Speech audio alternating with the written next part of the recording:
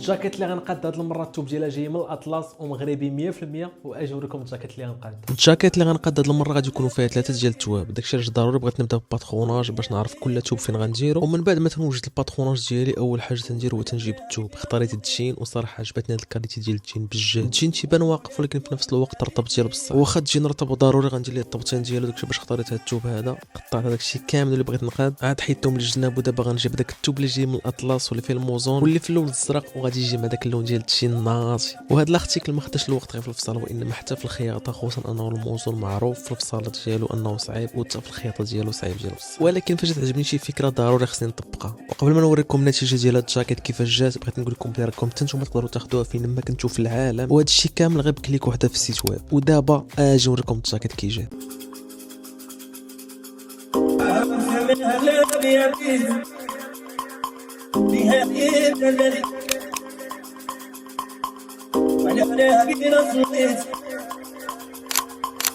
وهو يا